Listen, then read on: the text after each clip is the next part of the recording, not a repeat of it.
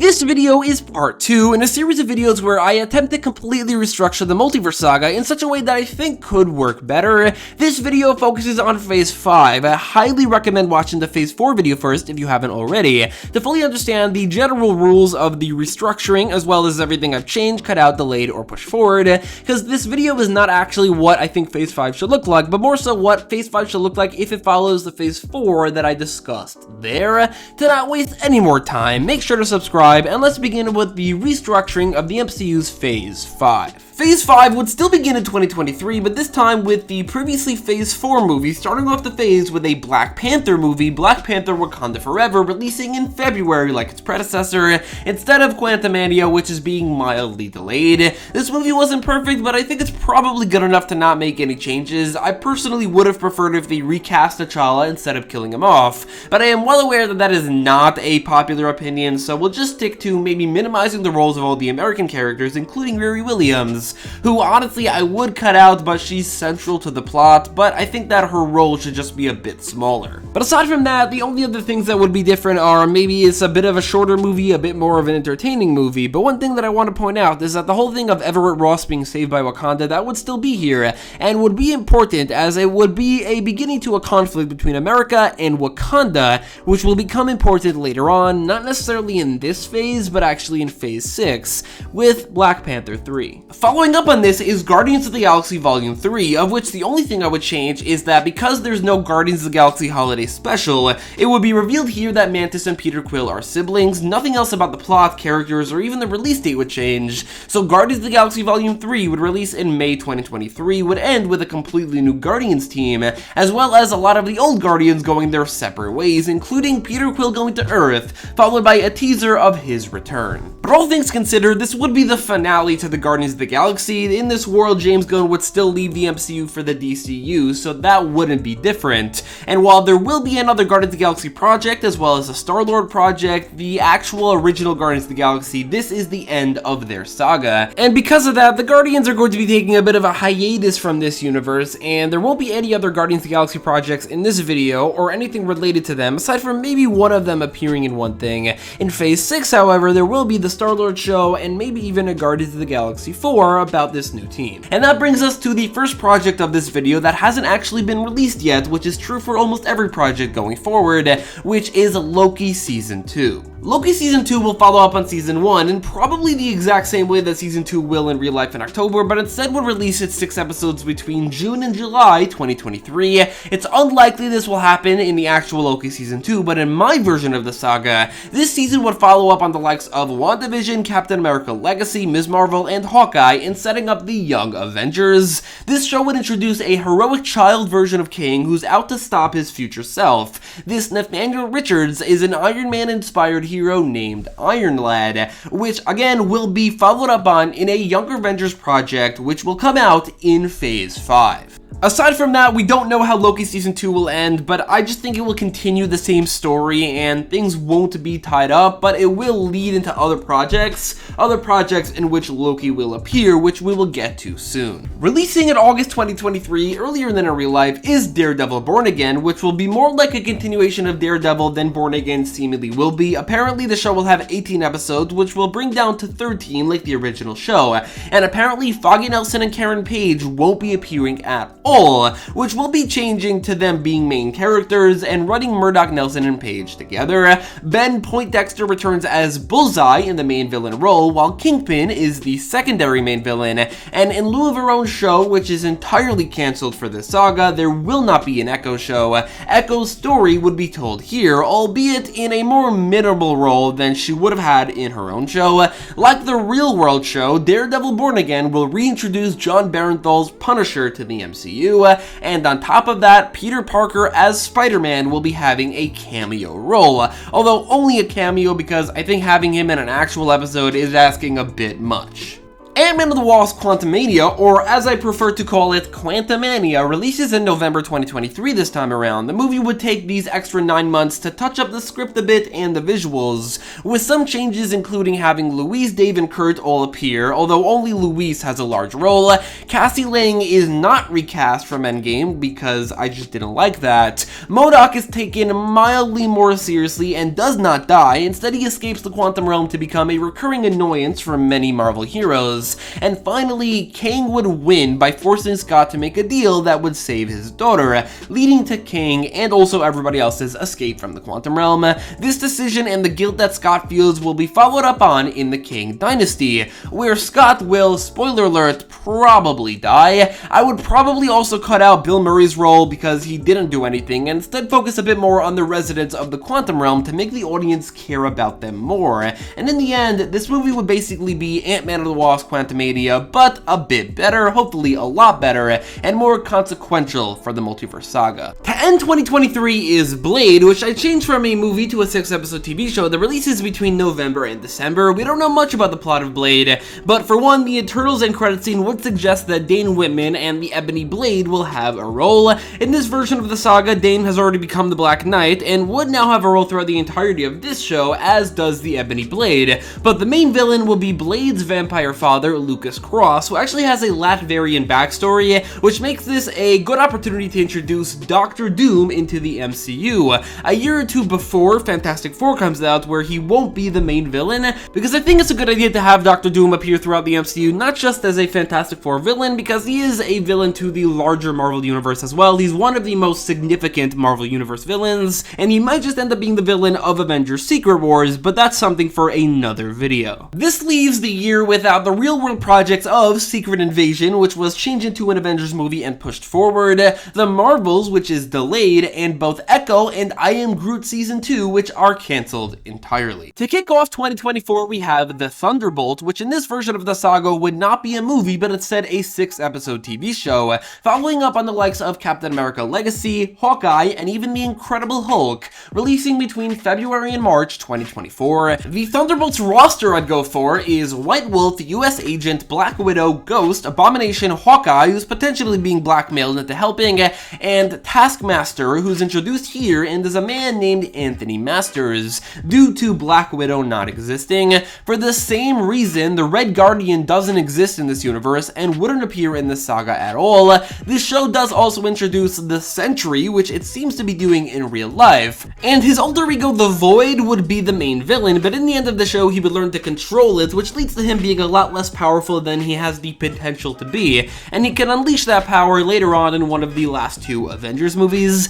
I'd say this should also be a casualty. Ghost seems to be the most expendable, so we'd go with her, and Abomination could be replaced by Red Hulk down the line, so we'll kill him off as well. I also think the show is a good opportunity because it's a government-based or a military-based team to further the conflict between Wakanda and America that began in Black Panther: Wakanda Forever. So Black Panther would appear here, leading into a 3rd Black Panther movie where it would basically just be Black Panther and Wakanda versus the Thunderbolts and America, where the Avengers are sitting out of the whole conflict because they're pretty much just completely impartial. We'll get to that in the next video. Another project I wouldn't change much about is Deadpool 3. Releasing in May 2024, Deadpool 3 will act as the bridging between the X-Verse and the MCU, would focus on Deadpool and Wolverine finally in costume, and might just be an adaptation of Deadpool Kills the Marvel Universe, but just with Fox properties, which sounds kind of awesome. I've also heard that Deadpool 3 won't actually be its title. For the sake of this video, my official entry here is a movie called Deadpool Kills the Fox Universe,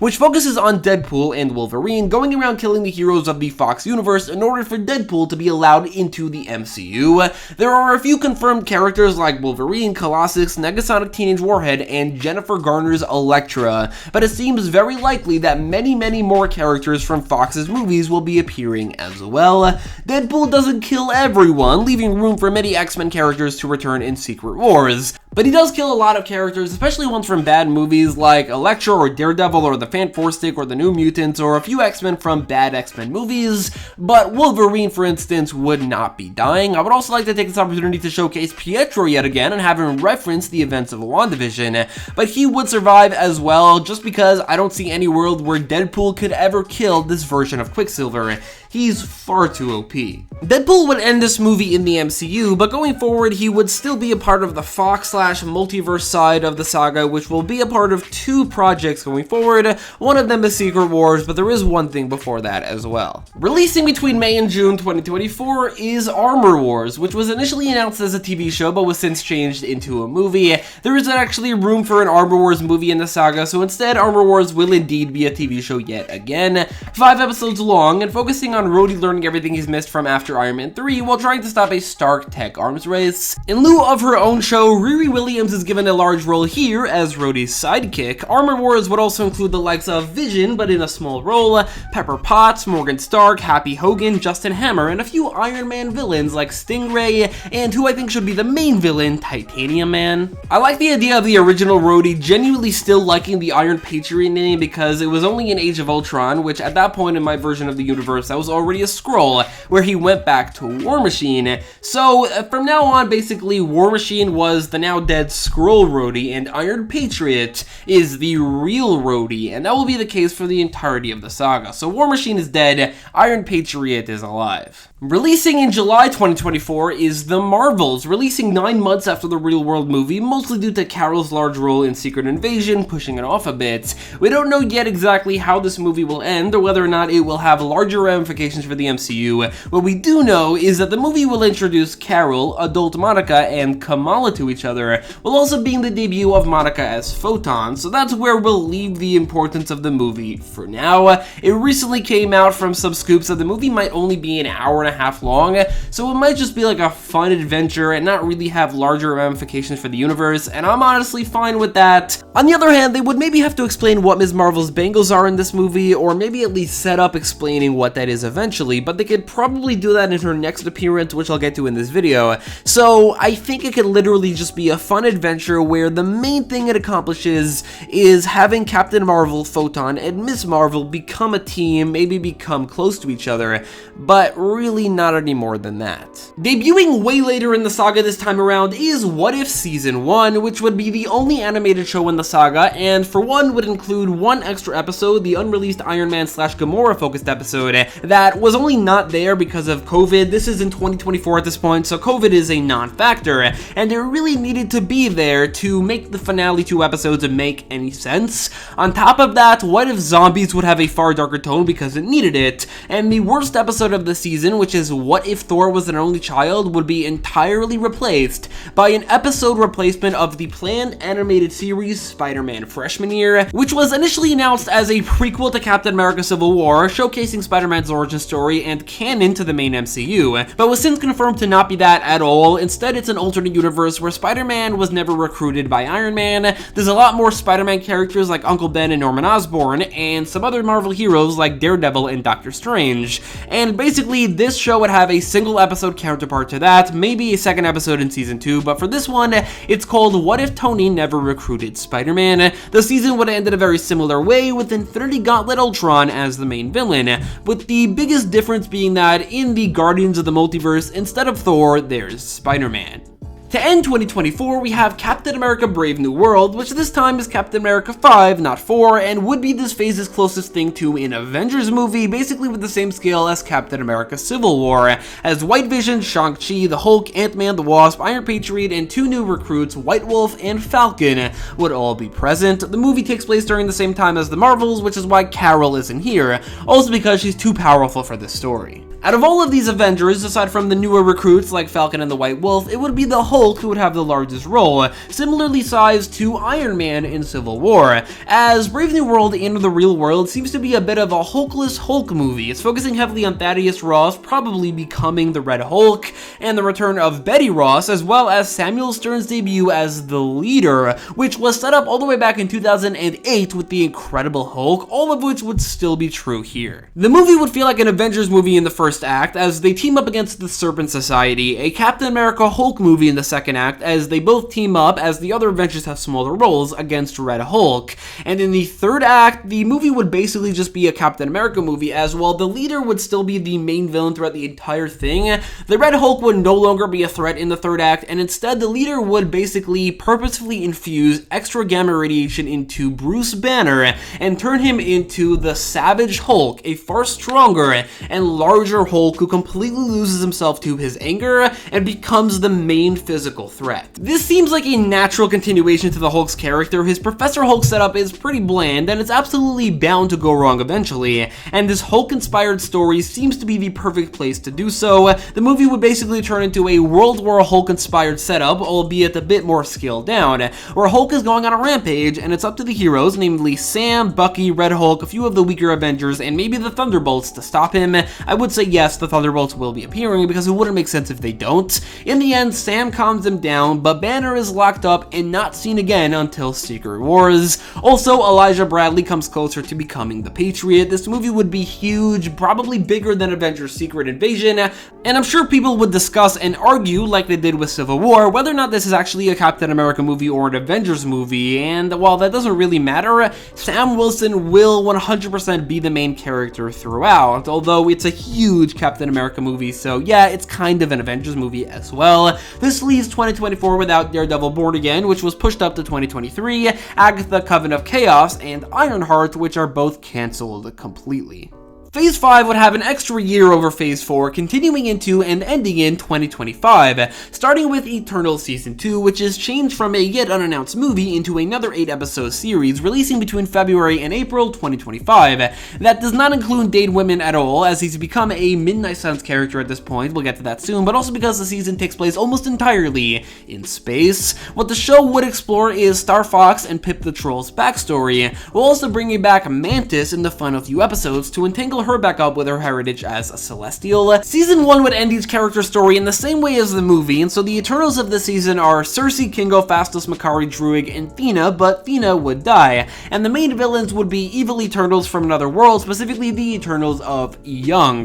who are villainous Eternals from the comics. In lieu of a Season 2 for the likes of Moon Knight and Blade, as well as a spin-off for Punisher or the Black Knight, would be a Midnight Suns TV show, releasing its 13 episodes between March and June 2023, with the lineup including Blade, Moon Knight, Ghost Rider, Black Knight, Punisher, and Scarlet Scarab, as well as the newly introduced Werewolf by Night. I don't have really strong ideas for what the story would be about. I just like the idea of Moon Knight, Blade, and parts of Daredevil and Eternals all being followed up on in a shared sequel with Midnight Suns. But I guess maybe the story could be similar to Werewolf by Night, but dragged on very much and made much higher stakes, which would mean that Man-Thing will be appearing here as well, which makes sense because he is connected to the multiverse, so it makes sense for him to debut in the multiverse saga, so Man-Thing would appear here as well, just not as a member of the Midnight Suns, at least not until the end. Actually, I think what the story could be here is that it starts off more similar to Werewolf by Night, but then slowly we learn that Dormammu is returning, having learned that Doctor Strange no longer has the Time Stone. However, Doctor Strange is busy with the events of the third Doctor Strange movie we'll get to soon, so it requires a lot of these less powerful magical heroes, but also Punisher, to come together to fight Dormammu, and in the end they're able to defeat him, mostly thanks to the strength of Man-Thing, who is arguably a lot more powerful than all the rest of these heroes, but they do defeat him in the end, this time not just tricking him to never return, but actually destroying him. 2025 will have a Superman movie and a Batman movie, so let's complete the comic book movie hero trifecta with the long-awaited sequel to Spider-Man No Way Home. We don't know yet the title, but I'll be using Spider-Man Freshman Year as a working title, incorporating the real-world upcoming animated show's title. Instead of high school though, it's referring to college. This would suggest that this would be a quadrilogy, and I'm absolutely fine with that. It seems likely that in the real-world Spider-Man 4, Ned, and more likely MJ, will have larger roles than they should, and in order to keep the consequences of No Way Home intact, MJ and Ned will appear in small roles, but do not get reacquainted with Peter at all. They might just have an interaction or two with Spider-Man. Instead, the movie would introduce Harry Osborn, Gwen Stacy, and in the biggest role out of the three, Black Cat, the movie will continue the Kingpin plot thread that went through Hawkeye and Daredevil Born Again, and concludes here. Spider-Man teams up with Daredevil, Echo, and Hawkeye to take down Kingpin, who's the main villain once and for all. The movie would also include two other villains who would be more physical threats to Spider-Man, who are both returning villains from Spider-Man Homecoming, who are working for the Kingpin, Matt Gargan as the Scorpion, and Aaron Davis as the Prowler. Peter would also be infected by the symbiote in the end credits scene of this movie, leading to that being his primary costume in Avengers Kang Dynasty and Avengers Secret Wars. But basically, throughout this saga, Spider-Man will only have two costumes. I don't want to see any more than the final swing costume from No Way Home and the symbiote costume that would debut in Avengers Kang Dynasty. The movie would obviously explore the ramifications of No Way Home. For one, Peter would almost completely shut himself off from other people. He would go to college, but he wouldn't have any friends and would be Spider-Man most of the time, which for one is perfect for a movie where Black Cat is the main love interest, but also I think it'd be really interesting to explore a Peter Parker meeting Harry Osborn and Gwen Stacy with preconceived knowledge of what happens to those people in alternate universes. He knows that Gwen Stacy died in the Andrew Garfield universe, and Harry Osborn's father, Norman Osborn, became the Green Goblin in the Tobey Maguire universe, so it'd be really interesting to see what he does with that. And I think a really cool twist for this movie would be that we see the symbiote in the beginning near Peter, or at the very least near his house, so then when he starts acting a little bit less like Spider-Man, we assume that it's the symbiote influencing him, but in the end we learn that the symbiote still hasn't overtaken him. He's just losing his humanity bit by bit, which maybe climaxes with him almost killing Kingpin, but in the end, the symbiote would take this opportunity to overtake him, and it wouldn't be until Spider-Man 5 where we see him regain his humanity, in the shape of getting rid of the symbiote, maybe also reconnecting with MJ and Ned. And finally, in mid-2025 comes the grand introduction of one of the two biggest missing cornerstones of the Marvel Universe, the Fantastic Four. In this version of the movie, the Fantastic Four will be revealed to be the single most prominent superheroes of the 1960s, which is when the majority of the movie takes place, but were eventually displaced from time in a scuffle with Kang the Conqueror, who, mind you, is Reed Richards' descendant, leading to them being missing for 60 years. This version of Reed and Sue would be in their 40s and already married as of their introduction, and in fact would have two 10-year-old kids named Franklin and Valeria to truly drive home the family aspect and to differentiate it a bit more from the past two Fantastic Four franchises. Doctor Doom would be revealed to have been around the entire time since his origin in the 1960s as the immortal monarch of Latveria, who's been keeping his immortality a secret in the same way Kingo did in Eternals. However, while Doctor Doom and Kang will be present, they are both going to be used as universe-wide level threats, while Galactus will be the main villain of Fantastic Four, and ironically a smaller threat than the two humans, Doctor Doom and Kang. I did say that Captain America Brave New World is the closest thing to an Avengers movie in this phase, but there will be a project with Avengers in the title as well. Young Avengers would be an 8-episode TV show releasing between October and November 2025, and would act as a pseudo-sequel to a few miniseries that will not be getting a second season, like Hawkeye, Ms. Marvel, and WandaVision, while also following up on the two Captain America movies, The Marvels, and Loki Season 2. The lineup of the Young Avengers would include Hawkeye, who's the leader and appears twice in 2025, but she had a small role in Spider-Man 4, Stature, Ms. Marvel, Patriot, Iron Lad, and the reintroduced reincarnations of Wanda's kids, either from the future or an alternate universe, it doesn't really matter, Wiccan, and Quicksilver, whose name is changed because there isn't a Quicksilver in this universe right now, and it's a way better name than Speed. Iron Lad being involved would obviously suggest that the show will have something to do with Kang, and in fact, the forming of the team would be for the express purpose of stopping one of his variants, Mr. Griffin, and Iron Lad would be the one to bring the team together. Jonathan Majors, or whoever would play King if he's going to be recast, would have his work cut out for him at the end of Phase 5, as in fact, the final project in Phase 5 would also involve Kang. After her ending in Doctor Strange in the Multiverse of Madness, it would be revealed that Scarlet Witch was in solitude for the last couple of years and is alive, and was trying to regain control of herself away from the Darkhold, and she would appear in maybe the last 2 episodes of the season, interacting with William and Thomas, before her appearances going forward in Kang Dynasty and Secret Wars, where I think it would be very fitting for her to die. And finally, closing off another trilogy that began in the Infinity Saga is Doctor Strange 3, which as of right now is rumored to be based on a story called Time Runs Out, which focuses on multiversal incursions taking place, and from what I've heard, the incursions of the Marvel Cinematic Multiverse are happening due to the Council of Kings, but Strange also learns that his fate across the multiverse is to cause the deaths of universes, as we saw in What If, and also Doctor Strange in the Multiverse of Madness. I would take this opportunity to make this story a bit closer in scale to the story it's based on by including many other superheroes who maybe haven't appeared in a while, with certain characters also being here because they're a bit inspired by the Illuminati, who had a large role in both the prequel to this movie and the storyline Time Runs Out. Specifically, I'll have Black Panther and Namor here, as well as Thor, because we haven't seen Thor in a while, but also because I want to include a couple characters who have tangled with King before, like Loki, as well as Ant-Man and the Wasp. This would introduce Thor and this new version of Loki to each other, which would lead into Loki Season 3, where Thor will be appearing. The way this movie would end is that Doctor Strange and all these other heroes would manage to stop this incursion that is happening between the MCU and some other universe, not one of the important ones, like one of the other Spider-Man ones or the X-Men one, just a random universe, maybe 838, maybe not, but while doing so would basically be the catalyst or the beginning for this war that is brewing between King and the Council of Kings that would lead directly into King Dynasty.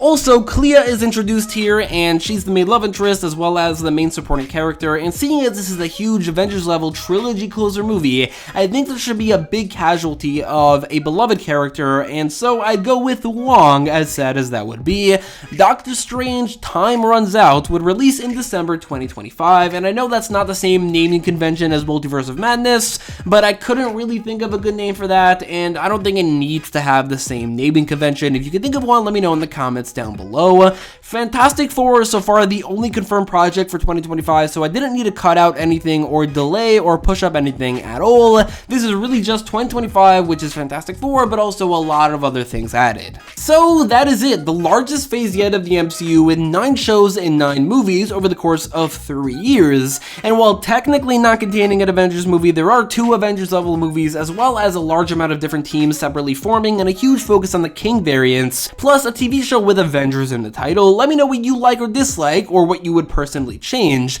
and stay tuned for part 3, focusing on the big finale to this saga, Phase 6.